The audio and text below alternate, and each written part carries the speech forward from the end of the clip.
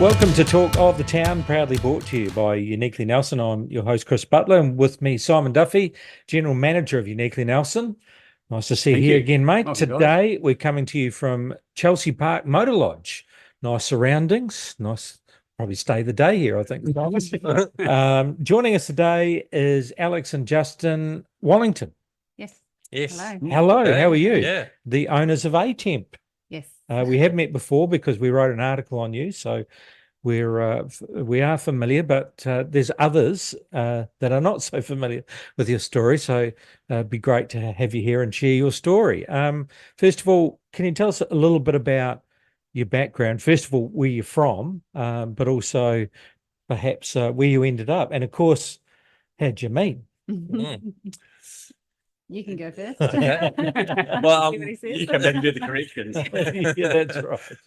See if the story matches up to what Yeah. you know. Yeah. I'm from South Africa originally. I left at a tender age of 24 to go to the UK. So what part of South Africa? Johannesburg. Oh, right. Yeah. Right. And a bit of smaller towns around there. Yeah, right, So right. dotted around. So you're familiar with Ellis Park then? Yes, been there a few times. Yeah. Yeah. To our demise. Let's not get on this track. We know this is not a happy poisoning ending. Yeah, that's right. We have a colleague at Uniquely Nelson who's from South Africa. She gave us a nice lunch on the Friday before the game, and we're not eating it. We're not eating it before that. No. But anyway, yeah. Well, it's nice to see some winning happening there. Yeah, we've that's had right. a few. I mean, They are I doing- went, there was not much winning happening. Yeah, true. Yeah. Well, they're doing very well at the But moment. they're That's for going sure. through a bit of a purple patch at the Yeah. moment. But so I went to the UK thinking I would just end up doing a 1-year stint. I ended up being there 13 years. But in those 13 years, I met Alex. So Through work. through work. Yeah. So I worked at a bank, and then she joined maybe about a year later, and then we just sort of met at a sort of office at the end of Christmas office. party. The Christmas party. Oh, it was just an after sort of day drinks or something. But yeah, okay. That probably happened as well. Yeah. The culture over there. Yeah. And then I suppose after a while things progressed. Things progress. Yeah. Were you the same departments? We were Was Yeah. finance, wasn't same it? greater team. Yeah, Spedio Yeah. Trust Administration or something at JP Morgan. Yeah. I came in as a temp. Yeah. And I was temping there for about a year. But then moved on to a different bank after a while, after things progressed, obviously. Yeah. But we were the same larger team, but different smaller sub teams. So we weren't working side by side like we are these days. Yeah, that's right, side by side. Yeah. But and tell us about, where you come from, hail from, Alex. Yeah, so I grew up in the Bay of Plenty up in Rotorua. The Boppers. Yeah. Yeah, right. So I was there until I was 18, and then I went to Hamilton to study. And then from there I went to Auckland to work for a few years, and I have a British passport, so it was nice and easy to do the OE that so many of us do. And so my plan was work and travel in London, probably for about 5 years, but I stayed for 12 years. Yeah, right. And then we moved back to New Zealand 2017. So do you get married here or in England? In South Africa. Neither. Bit of both. actually. Yeah. Everywhere. In South Africa. In South Africa. Oh. Yeah. So we got married in Stellenbosch on one of the wine farms Yeah. there. Oh, wow. Really nice. Mm. Lovely. Yeah. Yeah, no, it was lovely. That was probably after about 5 years of dating, I suppose you call it. So, but before we get to the rest of the story, give us a little bit about your career background, because you actually both worked for these banks, but I mean, you know, you weren't tellers. No. Not that there's anything wrong with tellers. Do they still have that- tellers? I don't know, but That's actually how I started off. oh, you started off As a well, I was a teller. I was a teller, so I'm Yeah, not going to telling lies. telling Yeah. lies. So you apologise to Alex now for mega tellers. But yeah, No, but you did progress, and Yeah, tell us for because you've sure. both got quite. I just want people to know about the expertise that you ended up with. yeah. So I mean, I started off at the National Bank in Takapuna up in Auckland as a I think they called it customer service officer back then, and then after 6 months started doing some training and got into lending. So yeah, and then secured lending, like selling home loans and investments, that type of thing. And then, yeah, took that experience over to the UK. And at that time, yeah, things were booming over there at that time. It was 2005. And the temping market and banking was great. So, yeah, so it was quite easy to get into one of the big banks. So like I mentioned, it was JP Morgan, and then they transferred over to Bank of New York. And then I worked for Barclays. So in my time there, it was in the corporate banking as I think it was a trustee associate or something. And then, but then got into risk management in at Barclays, just, yeah, a bit of kind of back office, middle office, and then worked on the trading floor for a little bit.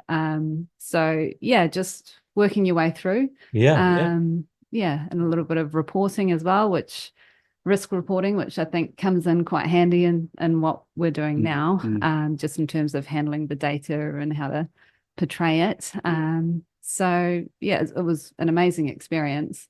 And our first son was born over there. But yeah, and that changed things. Yeah. So, yeah. And you're in, well, when I say similar field, you're in banking as well. Is that right? Or? Yeah. So I did a BCom at South Africa. So I thought, I'll continue the financial services sort of sector. And then I ended up in the corporate trust as well with Alex. And then I progressed into asset management or investment management. So I worked for an asset manager there for probably 7 or 8 years. And I was on a sort of a career path to becoming a fund manager. So to speak. Right. So so I just gave that up, and well, I didn't give that up, but like Alex said, we had our son there, and London just became too hard. It was too big, and it's not commuting. what we wanted. Commuting big hours, yeah, and young family. And our son was in daycare for ages, so we thought, no. Right. So because you're both working long hours, and then and then you've got a son to look after as well. So, and then you're trying to get across the city. Yeah, exactly. Get to places. Yeah, the commute alone is like 2.5 hours a day, and then the long hours that's expected, especially in investment banking. There's a lot of competition over there, and then a lot of expectation as well. So how did you end up in Nelson or arrive in Nelson? Was it by accident, or I kind of know this story a wee bit. Pretty much, it's kind of by accident. How did you? It was by accident. You're right. I mean, we went to Auckland with the intention that's the financial services capital, so to speak. Well, I suppose Wellington you can argue that, but we went to Auckland. Didn't quite work out in terms of what we were looking for, and we thought, let's think outside the box, so to speak. And our honeymoon was coming up. Our anniversary was coming up. Second honeymoon. Every day's a honeymoon. And we thought, let's go to Marlborough, the wine regions.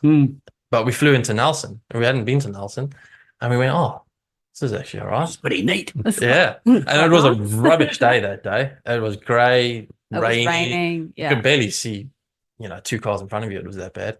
But it still wowed us. Yeah. Interestingly enough. That was April 2019, I think. Yeah. And then we started. I remember that day. It's a wild day on the waterfront down Rocks Road. Yeah. We just started to look at businesses. That's because we weren't getting jobs. We thought, let's buy a job. So that's how we got into this path of So you end up sitting in this room originally. Yeah. Tell us about that. Everything just kind of fell into place, really. Like once we opened ourselves up to the idea of we don't have to be in Auckland, where it was, I mean, we do love Auckland, but it's we were facing the same issues with, logistical issues, traffic and long hours. And so it kind of felt very familiar to our London life. So we thought we just took some time out and reevaluated, what we wanted out of life and with a young family. Stuff. Yeah, exactly. And then, we just started exploring opportunities. Well, if we moved to Nelson, what could we do here? And we've always, I suppose, kind of been open to the idea of having our own business and going down that route and working together. And then I think we spoke to Jill, wasn't it, at Bailey's? Yeah, I think we saw an ad for a business, and I think we just sent an inquiry. She got back to us straight away, and then we actually saw her while we were still in Nelson, and then just word of mouth, and this opportunity came up, and we took it. So we had to sell our house in Auckland, and then that also just fell into place, and then bought this, and then we had Chelsea Park for 2 years, and then we're kind of ready for other opportunities. And then again, just chatted to the guys at Bailey's really, and they were just really helpful when A-Temp opportunity came up. And then at that time, Dean and Tomoko were also looking. Yeah, that's right. Yeah. So everything just kept falling into place. So we just went with that. It's interesting. You didn't have a background in, say, tourism, and with with recruitment as well. Yeah, where you're now at A-Temp, or owning and running A-Temp, but your financial background will be a big part of any business, and looking at the books and looking at the numbers and crunching things, which must be invaluable, because a lot of people who go into a business, it's quite an emotional thing. Oh, we want to do this, but making sure they always say in business, you have someone who can manage, general manager, someone who's got ideas, but always make sure you've got a good accountant. Never let the accountant run the business. Always make sure there's someone doing the books, and you would have both of you have very combined, strong, strong backgrounds to be able to take challenges on, because they are quite two different things.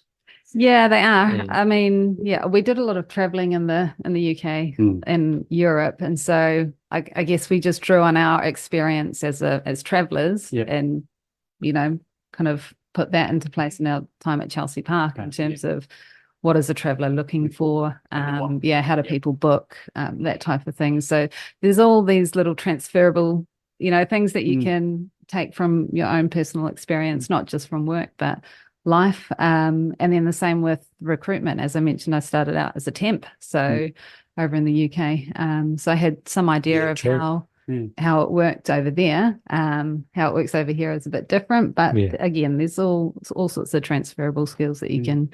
Temping across there, I was over there for quite a few years myself. Temping's quite a big thing across there. Here in New Zealand, it's kind of.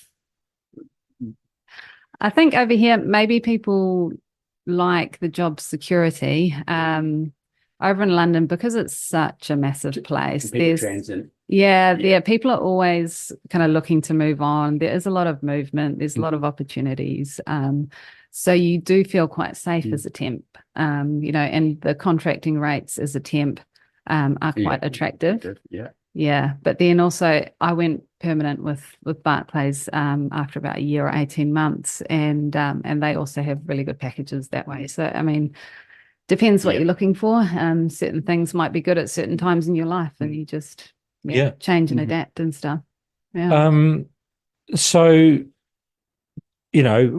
we've talked about drawing on those experiences. The businesses are quite different. So can you tell us a little bit about what you do at A-Temp? And then we're going to go on to the challenges that you have to face. So what do you do? Well, as our name suggests, we're a temp and agency, but we've tried to instill a bit more to that, where we can provide a whole holistic recruitment service to businesses. So we can run the whole, the whole service from front to back. So sourcing candidates, interviewing, screening them, doing all that, and then presenting them to the client. The temping side of stuff is quite, well, it's not as challenging, so to speak, or onerous, should I say, on time for the recruiters.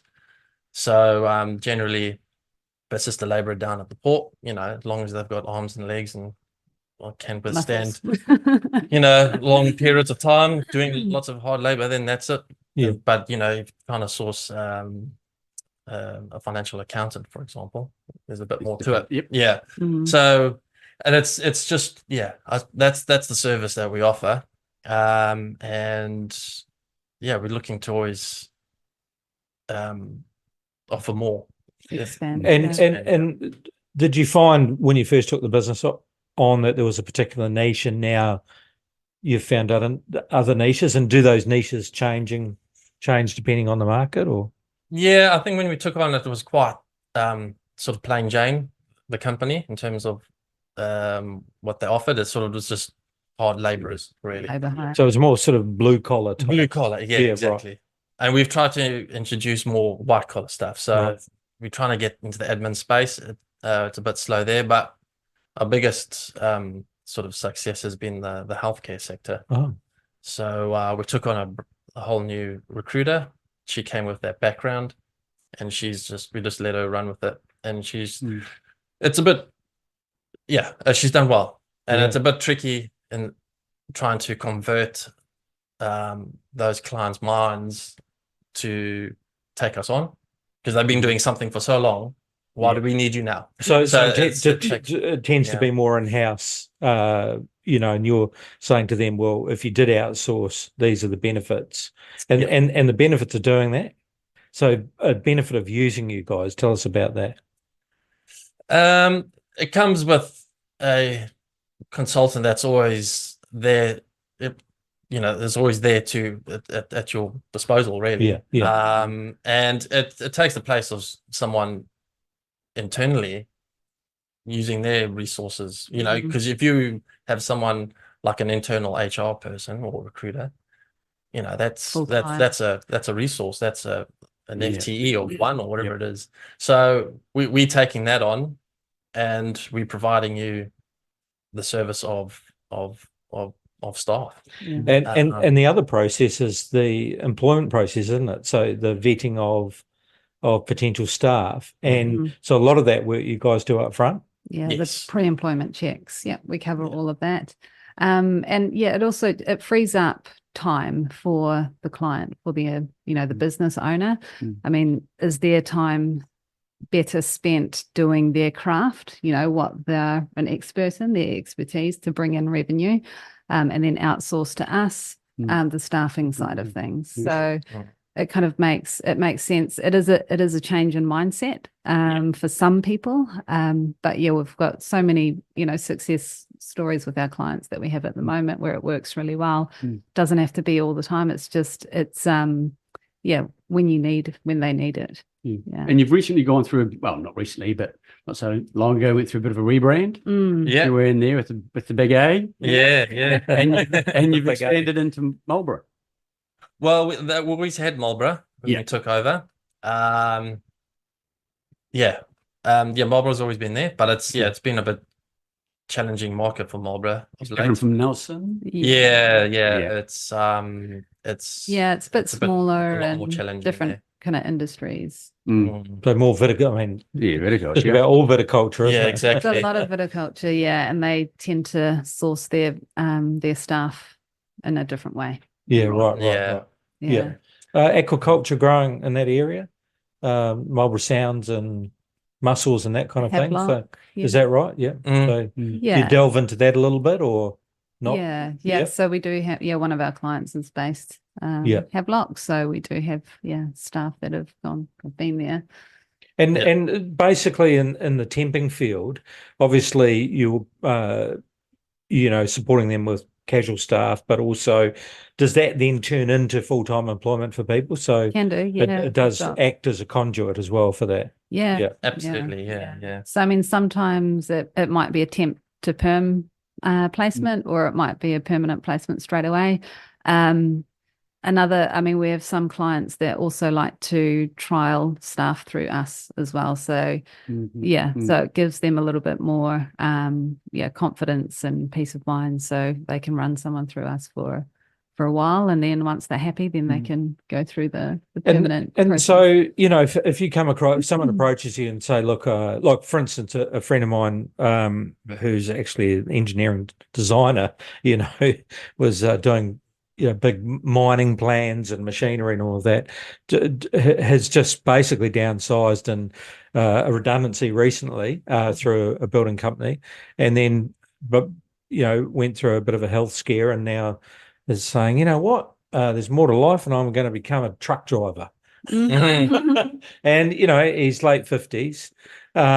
So he did it himself. He went and sourced how you go about that, but invariably he could come to you, couldn't he? And then I want to become a truck driver, but I don't have my license. So is there opportunities within your organisation where you might steer them to do extra training and those kinds of things, or how does that work? In terms of a truck driver is quite a good example, because we've in the past can introduce you to a client, for example, that utilizes truck drivers, and they can upskill internally that way, if they need a truck driver, obviously. But in terms of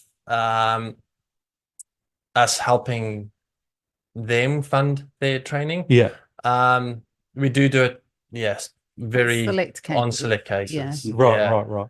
We've done it a few times. I would like to do it more, to be honest. I feel that's kind of like a give back situation that I want to get into. We've helped people with truck licenses and other licenses before. If there's an opportunity for them to fit into, then we'll definitely look at it. Look at it from that perspective. You got a job at the moment, class 2, permanent, possibly full time, on your website. Yes. Although that one that one's been filled now. It has been. I should take it off. What? Well, are you applying? No. I was asked last week. Guy from Auckland moved down. He hesitated when he went to answer that. And I think he thought you were applying. It's available. It's not for me. Show me your licenses, please. I've actually got most of my HT licenses from the army. I got on the back of a card. It's got about 9 different licenses for various things. But don't let him near. And no. I had a friend from Auckland. He's down here, and he asked about driving trucks. And I said, I went onto your website. I saw one there, and I sent it to him. Yeah. But it's I'll unsend it now. No. In that situation, we would profile the candidate to our clients. To our clients. So we can try and find opportunities as well. Oh, right. Well, that's good too. Yeah. I mean, there's a lot of jobs that don't make it to the website. That we can fill. So I suppose you tell us about the enjoyment factor, the satisfaction factor in the business. I think you do get that feel good factor in this type of job. I think because you're helping a lot of different people. So you're helping the candidate get some work, you're helping the client and their business run, and in turn that helps the community as well. So it is a nice feeling when you get a good placement, and when it's a good fit, for that business, and when they go permanent, it's a real success story. So you're not managing other people's lives, you're assisting people. Just helping. Where they want to go. Yeah. So in your spare time, you got 3 kids? We've got 3 kids. What is spare time? Spare time. I don't know what that is. Spare time is getting out of the car, walking inside, and then getting back in the car. Or maybe just sitting in the car by yourself and locking the doors just for a minute. Yeah. Just for a minute. Okay. Yeah. What do you enjoy outside of work? be fair. So in the weekends we like to go mountain bike riding with the kids. Yeah. That's good. Go down to the beaches, do some kayaking. We like to use all the resources that we've got at our We go down to the fingertips, market really. quite a bit. Nelson Market. Yeah, The right, market, yeah, right. yeah. Support the Most those food Saturdays. costs there. Yeah. Yeah. The kids are under 10, aren't they? Yeah. Yeah. Kind of 3, 6, and 9 at the moment. Right. Yeah. Wow. Busy. Yeah. Yeah. National parks? Sorry, national park. We haven't done Yeah. a lot of that yet. I mean, Saturdays at the moment has been full with sports. Yeah. Football and ripper rugby. And then the Sundays is I don't Only know, free time. it's catching up. Yeah, that's right. Yeah. Yeah. Getting ready for Monday. Yeah. Yeah. Go to the grocery store. Yeah, it's coming. Yeah. Be interested in your opinion because you grew up in a different part of New Zealand and you're obviously in Johannesburg, and you've traveled the world. You said you've done a lot of traveling. You've lived in the big city, but potentially in Europe you've seen a few towns. So obviously you like Nelson and you're attracted to it. Great place to bring up the kids. So there's those advantages. So yeah, tell us a bit about, and you've just said it, where we go kayaking, we go biking, there's all of those things. But what are we missing? What would you like to see a bit more of in Nelson? I think having people in the city centre, just having people using the restaurants and just being there, it's that atmosphere, that people bring. That we do see a lot of that decentralization happening, and people will tend to go to where's convenient. But yeah, it's really nice, like on a Friday after work, go to the top of Trafalgar Street, burger culture or something, and just have people around and socializing, and it's just that nice feeling of wrapping up the week and relaxing. And I speak on behalf of 900 businesses in Nelson. Yeah. So looking forward to summer. Yeah. And Yes. sitting at Harry's or sitting Yeah. up there or Upper Hardy or Two Thumbs down the waterfront. Mm. And there is a feeling. This has been a hard winter, but we will punch through. Yeah, because and when you were talking about decentralisation, I guess a lot of cities are going through that at the moment, but it's that where all of a sudden, there's not as many people, in